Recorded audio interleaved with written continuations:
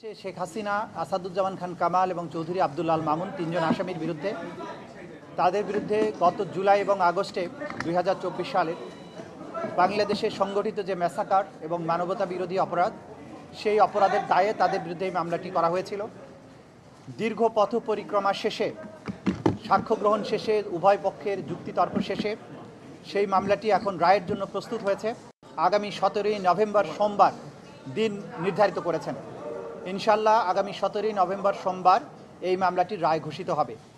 এই মামলাটি চূড়ান্ত পর্বে আসার পেছনে আমাদের প্রসিকিউশনের যে সমস্ত সদস্যবৃন্দ অক্লান্ত পরিশ্রম করেছেন, তাদের প্রতি, আমাদের তদন্ত সংস্থার যে সমস্ত তদন্তকারী কর্মকর্তাবৃন্দ তারা অক্লান্ত পরিশ্রম করেছেন এটাকে একটা যথাযথ প্রক্রিয়ার মধ্যে নিয়ে আসার জন্য, তাদের প্রতি, ভিকটিম পরিবার, সাক্ষী যারা দিয়েছেন, যারা নেপথ্যে কাজ করেছেন, সর্বোপরি বাংলাদেশের সাধারণ মানুষ যারা এই বিচার প্রক্রিয়ায় আমাদেরকে পেছনে থেকে সমর্থন করেছেন, সাহস জুগিয়েছেন, তথ্য দিয়েছেন এবং ধৈর্য ধরে আজকে এই মামলাটিকে রায়ের পর্যায় পর্যন্ত নিয়ে আসার ব্যাপারে ভূমিকা পালন করছেন, সেই গোটা জাতির প্রতি প্রসিকিউশনের পক্ষ থেকে আমাদের গভীর কৃতজ্ঞতা, শ্রদ্ধা এবং ভালোবাসা জানাচ্ছি।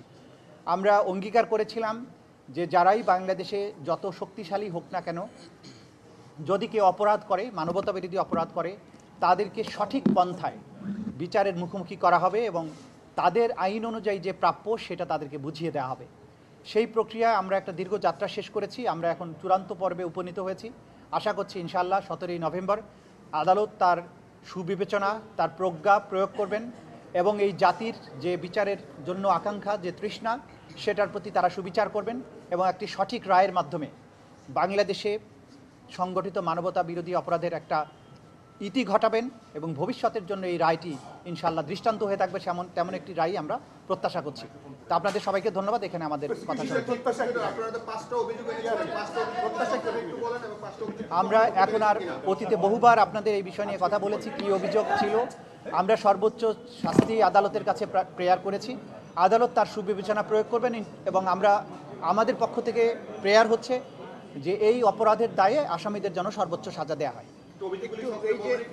এই যে রায় ঘোষণার দিন ধার্যকে কেন্দ্র করে দেশে যে পরিস্থিতি তৈরি করা হয়েছে, এখানে আপনার কাছে মনে হয় কিনা যে এটি থ্রেট টু জাস্টিস বা এরকম কিছু বিচারকে সরাসরি যদি কেউ বিচার প্রক্রিয়াকে বানচালের জন্য কোনো হুমকি দেন, কোনো কার্যক্রম করেন, ডেফিনেটলি সেটা আদালতের প্রতি, আদালতের প্রসেস, আদালতের প্রক্রিয়াকে বাধাগ্রস্ত করার শামিল হবে।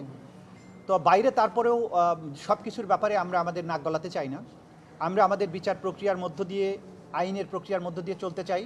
দেশে সরকার আছে, রাষ্ট্র আছে, জনগণ আছেন, তারা সব কিছু ভালো বুঝেন এবং যারা উস্কানি দেবেন, যারা সন্ত্রাস করার চেষ্টা করবেন, সেই ব্যাপারে আইন অনুযায়ী রাষ্ট্রের পক্ষ থেকে পদক্ষেপ গ্রহণ করা হচ্ছে, ভবিষ্যতেও হবে। আর যে জাতি ঐক্যবদ্ধ থাকে, জনগণ যখন জেগে থাকে, সেই দেশের ভাগ্য নিয়ে সেই দেশে নৈরাজ্য করার সাহস, শক্তি কারোরই কোনো দিন ছিল না, হবেও না।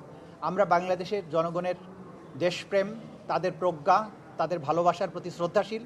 দেশের সরকারের বিভিন্ন সংস্থা, বাহিনীর প্রতি আমাদের আস্থা আছে। আমরা আশা করি যা কিছু বিচ্ছিন্নভাবে ঘটছে সেগুলো কোনোই প্রভাব কোনো জায়গায় পড়বে না এবং সব কিছু স্মুথলি হবে, বাংলাদেশ সামনে এগিয়ে যাবে। আমরা দেখছি ওনারা জাতিসংঘে অভিযোগ দিচ্ছেন এই মুহূর্তে, এই সময় এসে, এবং ওনারা বিচারটাকে প্রশ্নবিদ্ধ করার চেষ্টা করছেন নানাভাবে। যারা যা খুশি প্রশ্নবিদ্ধ করার চেষ্টা করতে পারেন। এই বিচার আমরা যে প্রক্রিয়ার মধ্য দিয়ে এসেছি সেটা ট্রান্সপারেন্ট ছিল। আপনারা সবাই তার প্রত্যক্ষ সাক্ষী। এখানে অকাট্য প্রমাণ, শক্তিশালী সাক্ষ্য প্রমাণ সব কিছু তুলে ধরা হয়েছে। জাতির সামনে এই বিচার হয়েছে, আইনজীবী নিয়োগ দেওয়া হয়েছে, দুনিয়ার সামনে ক্রিস্টাল ক্লিয়ারভাবে উপস্থাপন করা হয়েছে। সুতরাং তারা যত খুশি প্রশ্ন করতে পারেন। আইন তার নিজস্ব গতিতে চলবে, ন্যায় বিচার তার নিজস্ব গতিতেই চলবে। Thank you.